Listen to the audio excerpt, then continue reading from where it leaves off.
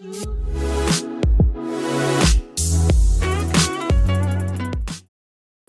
that I meet and students that I meet, you get categorized into two things. You're either the STEM student or you're that creativity reading writing student.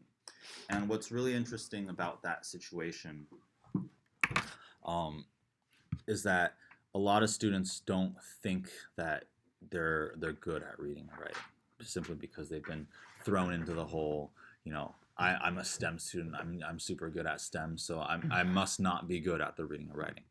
And then what that creates is it creates a situation where you don't seek that behavior. Because if you're given two choices, should you finish your math homework or start working on your English paper, you're going to choose the one that is the path of least resistance, the easier one to take care of, and that's going to be your STEM subjects, right? Actually, if I was given that scenario, I'd probably just do the reading one first, just to get that out of the way. So that's the save the best for last type of thought process, and that's that works as well. But the thing is, you're less likely to go in depth and beyond, go above and beyond for the reading and writing, and more likely to do it for the math. You might pick up more videos for math because you have the interest and you know that you're good with it. Yeah. A little story about me and the difference between me and my brother. If you go to our childhood bedrooms and look into our bookcases, we both have the exact same bookcase. But what you'll notice on mine is the top row is all CDs and music. The middle row was a bunch of these chapter books, and I loved Animorphs and series of those things. And then the bottom was just all these magazines: Sports Illustrated, Slam Magazine, GQ, things like that. Okay, and then you look at my brother's bookcase. My brother's bookcase was just novels. My parents would go to Barnes and Noble and just buy the sets and stuff for him. And what I noticed, because as I went through UCSD, I studied psychology, and I started to realize that the language that we use around our students and the language that we use at home directly affects the way that we believe in our own behavior. And so what happened was my parents would say, "Oh, Eric doesn't like to read, because I wouldn't pick up books. I would always pick up magazines and read those newspaper articles and things like that.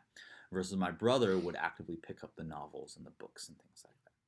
And so the common phrasing in our house was Eric doesn't like to read, while Daniel, my little brother, loves to read. And what that does is it just put fuel into the fire. I'd be like, well, yeah, if I don't like to read, why in the world would I pick up these books? And in that situation, it just made me think that, oh, I'm not good at reading or writing. I'm not that good at English. No, it's just the fact that I haven't spent as much time. But the thing is, I was still putting words into my brain and reading just as much as my little brother was. I wasn't reading the textbooks and the novels that he was. And so he was getting a different level of vocabulary that I probably wasn't. But the vocabulary that I was focused on was more due to, magazine articles and interviews and stories about people. And so when you look at the difference between our language and the difference between the way that we use the English language, I tend to be better with storytelling, right? Well, my brother tends to have a much better vocabulary and much better of that type of the reading, writing, comprehension type of situation. And so what that means about you is the fact that you, again, these scores are very capable of being full. The question here is, how are we going to start to fine-tune your abilities? And one of the things is picking up more of those articles, reading more about the world, maybe finding things that are of interest to you. So like for me, I've got articles about the NBA. I've got articles about people in snowboarding, stories about people going snowboarding, math and SAT and stuff related to work.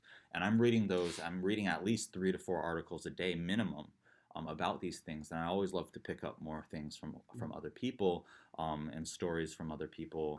And as long as it's words going through and into my brain through, I'm actively reading and understanding what's going on. That's what's most important. Okay.